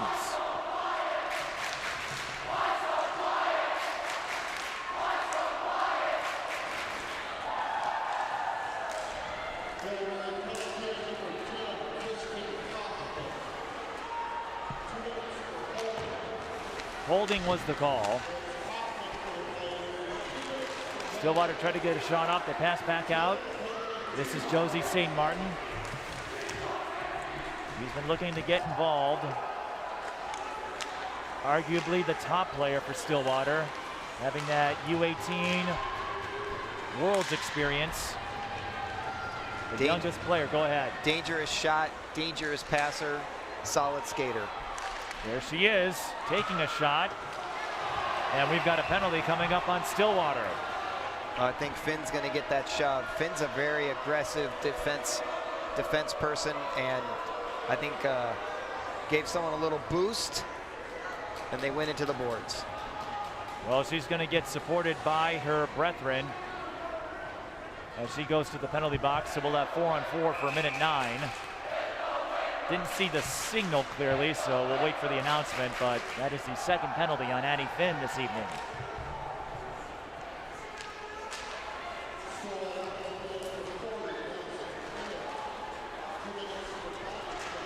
Body checking is the call. Again, body checking not allowed in girls hockey. Yep. but that doesn't make the game any less physical. No, it does not. Finn is a very physical player. Here come the Ponies with a 4-on-4 chance. Cindy Johnson, her shot was deflected. The rebound goes wide right. Braunhausen was there. And now the Pioneers can go on a counter. I think a lot of people assume that was a goal by Braunhausen because that was a wide open net. Great opportunity.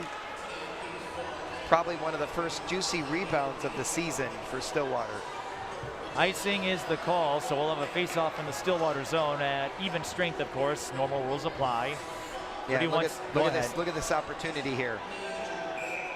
Well, the left side was open, but Taylor Anderson got to the strong side and just fended off. Good defense by Hill Murray to prevent anything from going in. Great job from behind. They don't want to give up another goal.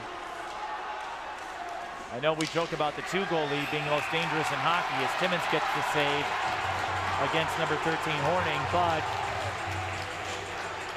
the 2-goal deficit much harder to overcome than a 1-goal deficit. Probably the most obvious statement of the year that I'll make. For sure, that is a obvious statement, but also you got two teams that are obviously talented, so you might have to make a couple obvious statements because we're going to see some obvious things happen that you expect. Another penalty coming up on the Ponies, and Boyer expresses her displeasure to Kylie Ligday. Yeah, Kylie Ligday rubbed out that Hill Murray player and is going to hang out with Anderson Finn for a little bit. So that's going to give Hill Murray a 2-woman advantage for about 50 seconds.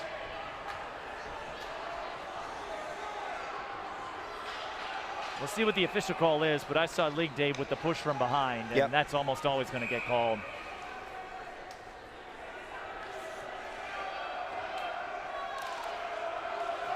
Prime opportunity here for the Pioneers.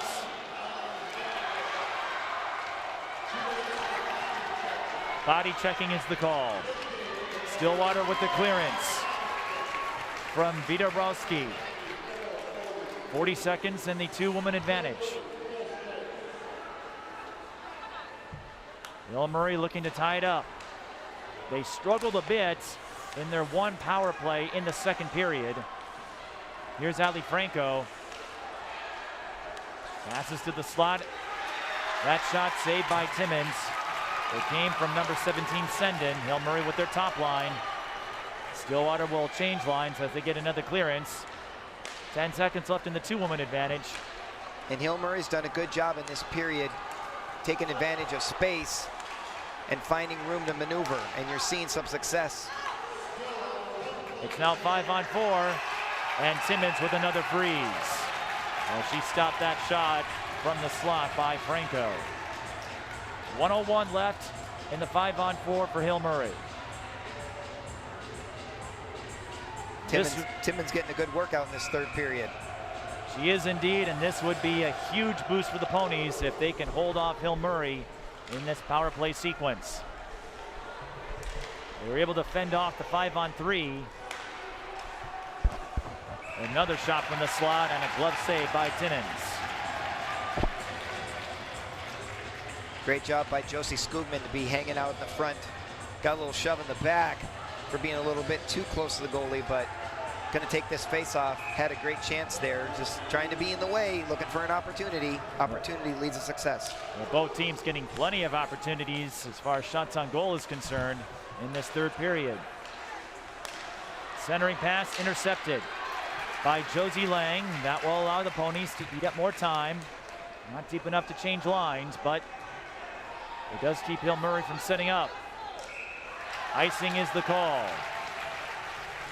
And that is a godsend for the Ponies. They're going to get a face-off in the Hill Murray zone.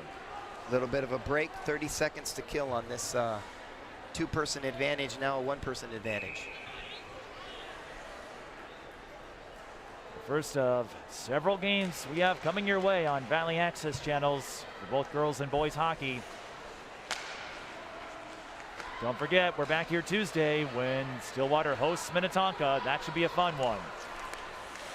Here come the Pioneers once more. Ella House, she's been looking to get involved and has had a couple of chances. Takes over again off the pass from number 23, Jessica Dotniak. Bokniak has it again, battling Lang. The penalty expires, so Stillwater able to kill off the 2 power plays. Hill Murray still with it though. Puck loose. Batted away. Josie Skugman had a point-blank look, and Timmins comes up big again. Yeah, tips at it, but couldn't get it over the pads. Timmins gonna ice that one. Oh, maybe not. I guess they're not gonna call it. Hill Murray opted to change lines, so there was nobody in the vicinity of Timmins, so we play on. Braunhausen moves it down ice.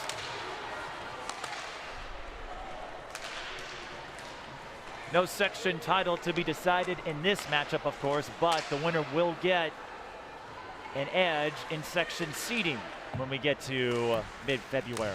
And that might come up again after tonight, as these two teams, I think it's on both their minds. Head to head plays a big factor, and with more sections going to neutral, or I should say high seed hosting, every seed counts, because you know if you get the 1, you host all the way through. Yeah, and Stillwater's had a lot of home games lately, so they'd probably love to have some more in the future. Well, they had one last spring. Yes, they did. And the game we had for you. And the football team hosted, soccer team hosted. I mean, they've had a lot of success at home, and that's because this it's an impressive program all around. Excuse me. Let's just say Brines would probably be pleased to know that Stillwater has hosted several playoff games. Yes. Hopefully more to come. 8:30 to go in the 3rd period. Stillwater behind their own net, trying to clear it. And that's going to glide on the overside. Hill Murray will touch it before it becomes icing. Finn, looked like she got banged up a little bit trying to go for it. Needed a moment to regain her balance on the ice. Always an aggressive player, though. That's very, ooh, that bounced up and almost in. I believe that came from Lang. Finn has it on the right side. Tough angle. Passes behind to Lang. And this is Ashlyn Hoff. Lang again from deep. Deflected behind the net. Finn picks it up. And I believe high sticking. High sticking is the call, yes. Finn is pleading her case. No penalty, but we are going to have a face-off in the Stillwater zone. Yeah, and Hill Murray has to like that, because Stillwater just taking pot shots at their goalie. That's really dangerous because of the talent on the ice right now. We've seen plenty of it. And you've seen these players don't need a lot of room to operate, and that puck, I mean, we've seen it hit the crossbar. We've seen it go through the 5-hole. I mean, they don't need a lot of room to work with. These ladies are very talented. And don't forget, Hill Murray had a near goal in the 1st period, but it went off the crossbar and did not go over that red line as Anderson gloves another shot. Yeah, March took a good shot on defense up there high, and Anderson wanted nothing to do with any rebounds and would rather face a face-off than have a loose puck and ponies running around trying to knock it into the net.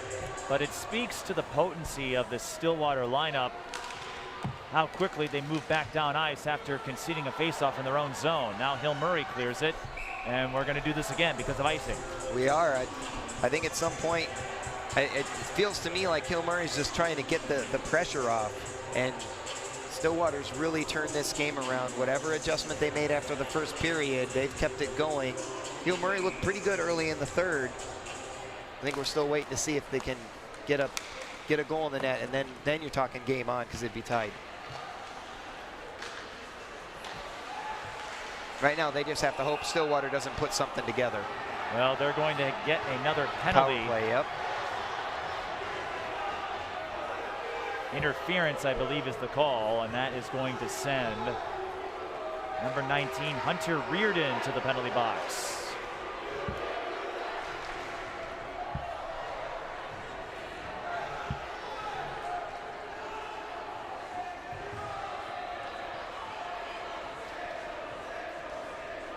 Stillwater was able to kill the last pair of power plays.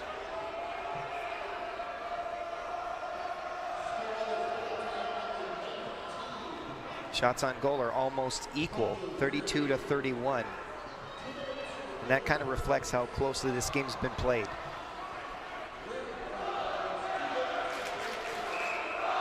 Interference was the call. Bill Murray on the power play.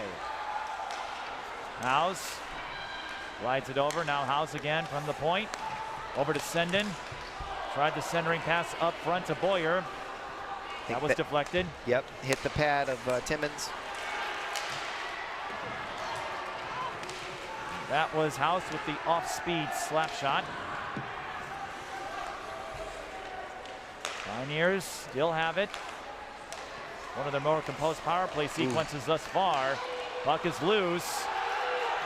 And I believe Timmons will win the scramble, yes. And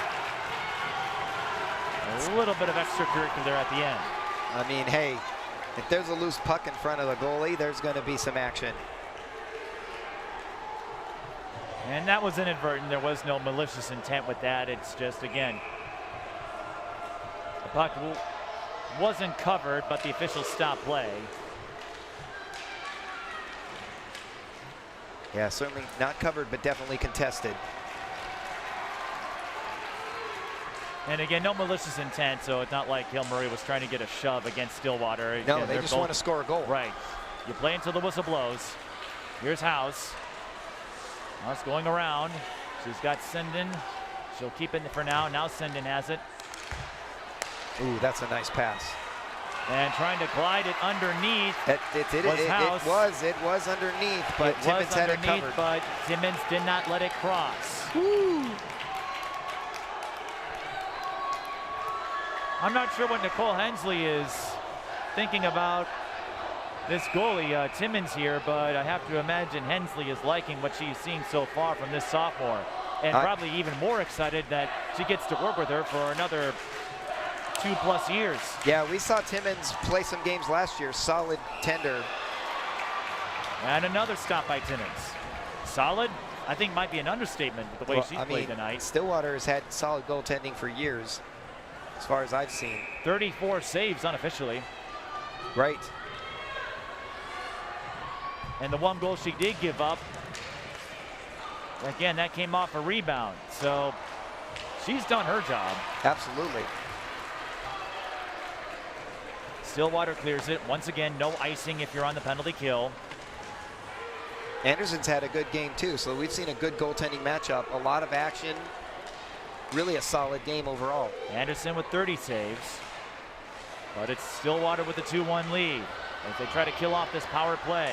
20 seconds to go, and this will help as Josie St. Martin brings it up the ice. Doesn't hang on to it, but that's all right. It does eat up more time. Pioneers looking to streak down the ice. And another stop by Timmons. High off the chest, quick cover up. That's the one thing, making sure there's no loose pucks. That's what Timmons has got to keep doing. And that'll prevent Hill Murray from being able to equal this game at 2.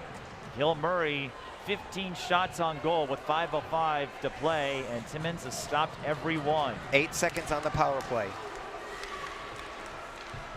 Stillwater wins the faceoff. That should result in the power play expiring. We're back to full strength. But Hill Murray not done yet. Here's Veneman. Puck is loose. Ooh. I think if Franco had a chance at it. Yep. If she was an inch forward, she was an inch or two away from getting a really good grasp on that. But still a long way to go. 4:25. That's an eternity in hockey time. It sure is.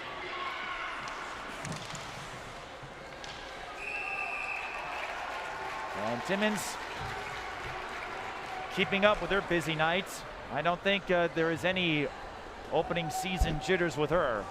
No, and like you were saying, as far as the back and forth goes, Hill Murray now has a 38-32 shots on goal advantage. It's going to take something special to beat one of these goaltenders tonight. Hill Murray with the edge in shots on goal, but Stillwater with the edge in the scoreboard. 37 saves unofficially for Lily Timmons.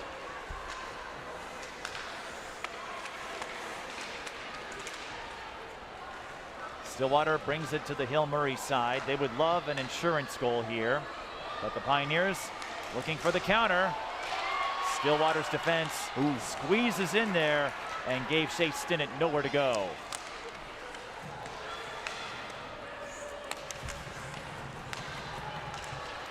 It's going to be interesting to see if Hill Murray doesn't get a goal, how much do they start ramping up their energy? It might not be long before they need to get desperate, and you wonder, would they pull their goaltender at some point? We're coming up to all those opportunities. 3:34 to go, and that is a possibility. The student fan section over for Hill Murray, they've started the chant and the cheer, making some serious noise, trying to root on their girls. Ooh. Shot, save, rebound. Timmons didn't. No That's goal. Underneath. They're frustrated by that. Good Especially opportunity. House shaking her head going, what do I have to do to get past this woman? Here's another look. See the puck's down below. Earlier it hit on the left side. And there's just no way to tell from that vantage point where the puck was. You can get an idea, and Sean Reed will get an explanation from the officials, but I didn't see anything in that footage to suggest that the puck had crossed. Right. Oh. That's okay. I would have loved to hear what happened there, because that looked really interesting. We need our own Pierre McGuire. Oh. I don't to get down there. I just like to see the smile on the coach's face. Well, one coach is going crazy yelling. I think it was just Reed bleeding, standing up for his team. Sure. We've got a penalty coming up. Yeah, I didn't see anything malicious. I think it's just, as a coach, you're going to stand up for your team. And of course you are. Nothing outside the norm. But Hill Murray will get a prime opportunity coming their way with the penalty. Maya Kruger going to hang out for a couple minutes in the box. 3:14 left. 2 of it will be on the power play if it extends the entire time. Checking is the call. The 4th penalty on the Ponies in the 3rd period. They've killed off on the power plays thus far, and you can't have that if you're Hill Murray. A passing error as Franco tried to hook up with House. It ends up into the Hill Murray side. And now the Pioneers have to start over. Stillwater looking for the clearance. Ooh. House with the interception. Trying to work around traffic, centering pass. Her support was a little far behind. Ella Horning, she scored the power play goal in the 1st period for the Pioneers. Ooh. Another pass that's off the line. Man, Olivia Boyer was completely set up there for the goal. Franco with a beautiful setup to House, but Timmons was there. 1:12 left in the power play. 2:22 left on the game clock. House again, fires, tried to go underneath. Timmons closed that 5-hole. Puck is loose and they're trying to lift it, and Timmons trying to get a hold of it, and she's able to cover. Timmons is not letting go of that cookie jar. Man, we are seeing a lot of great hockey. The student section for Hill Murray was doing the skull chant. I see rally hats in the student section for Hill Murray. We got a convergence of everything happening right now. And Timmons is not letting anyone near that cookie jar in the top shelf, or bottom shelf, or any shelf. No Timeout. shelf. You want those cookies, you're going to have to work a little harder to get them. You are. 2:13 left, 1 minute left in the power play. Shots are now 44-32. 43 saves for Lily Timmons. A reminder that we're back here on Tuesday, Stillwater Minnetonka girls hockey live on Valley Access Channel, 7 o'clock. I'm telling you, if you're not coming to the rec center, I think you want to watch this team play, because they are fun to watch if you're a Stillwater fan. Hill Murray's also looked solid tonight. I'd be watching their games too if you have a chance, because this is a solid matchup here. Great timeout by Hill Murray. They've got 2 minutes left in this game, and they want to make a difference here. And this is a great chance for Stillwater to reinforce what they've been doing and maybe say, hey, make sure you give Timmons some help because she's playing a great game, but don't let the puck get through to her. Well, I'm not mad. I was going to say, if there's another reason to come by on Tuesday or to watch this game, Hans will be here, so you don't have to put up with me. No, Hans will be here. Hans will be calling the game. He's excited. He loves hockey. I love hockey. In fact, I think he's checking out some hockey this weekend, to be honest. So, yeah, we're a bunch of sports junkies and getting our fix tonight. I hope you're enjoying this match at home. And a reminder, you can follow us on social media for updates on programming and other happenings in the St. Croix Valley. Valley Access TV on Twitter, Valley Access channels on Facebook. And there is one of the 3 stars that Stillwater hangs on to win it, Lily Timmons. If they give away a 3 stars, she certainly would get one of mine. I would give her one of mine too. 43 saves. Stillwater wins the faceoff. Less than a minute on the Hill Murray power play. Franco to Senden. Senden, wide right. House picks it up. Hill Murray has not pulled Anderson yet. Whoa, they had it! Senden was wide open. Timmons couldn't react in time, and Senden sends it into the net. Wow. Yes, Senden went to the net, but we're talking about the net over the glass. Yes. Not the one that Senden wanted to send it to. The wrong Look net at for that Senden. wide. Oh, wow. I mean, just for the puck to get through was a spectacular opportunity. That was a textbook formation by Hill Murray, and Senden just couldn't put it on location. But the Pioneers still have a few seconds left in this power play. This is Barine. He's in trouble. Here's Senden again. Tried to pass it to her left. Stillwater player got it away. 10 seconds left in the power play. Senden from the point. Franco. Centering pass deflected. Braunhausen gets to it. The power play will expire. Stillwater will change lines. It's going to be a frantic 1 minute. We've got some parents behind us that are just freaking out. And Stillwater sending it into the Hill Murray side, so they can't pull Anderson yet. Less than a minute to go.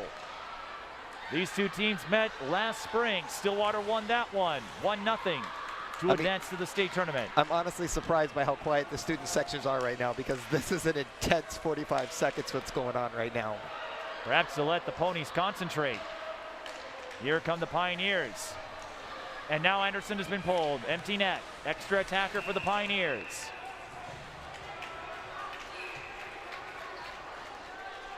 That's going to be at center ice, which means that goaltender's coming back into the game. It happened in the near corner, so I didn't see what transpired that led to the stoppage in play. And Hill Murray wins the faceoff, 30 seconds. Yeah, basically a whiteout when it comes to that bottom left corner. You can't see through the student section. I don't have x-ray vision. Anderson pulled again. Extra attacker for the Pioneers, 20 seconds left. That puck goes wide right. Stillwater. St. Martin's going to probably find the net. Even if she doesn't, this will eat up time. 10 seconds. Hill Murray looking for one last shot. They won't get it. 43 saves for Timmons, and Stillwater hangs on for a 2-1 victory. Look at everybody jumping out on the ice. I think everyone knows who the player of the game is. And there's a lot at stake, and you can see that there's a lot at stake based on the excitement that came from there. Timmons with 43 saves in her first game as a sophomore. Brooke Nelson and Addie Finn scoring 2 goals in the second period. It was Hill Murray who got off on that quick start on the power play goal by Ella Horning. Stillwater took over from there in the third period as we see the team shake hands. In the third period, it was even. Hill Murray had the edge when it came to shots, but Lily Timmons didn't let anything go by, and Hill Murray, they're going to want that opportunity back when Senden had that wide open net and just couldn't put the shot on location. Yeah, and credit to the Stillwater defense that at the end didn't really give them a good shot at their goaltender when they're trying to tie it up, and they pulled their goalie and everything. We've got signs coming up behind us. The fans are super excited. A very clever spelling on that last Yes, sign there yeah. to get around the censors. If you're going to have a typo, do it right. Yes.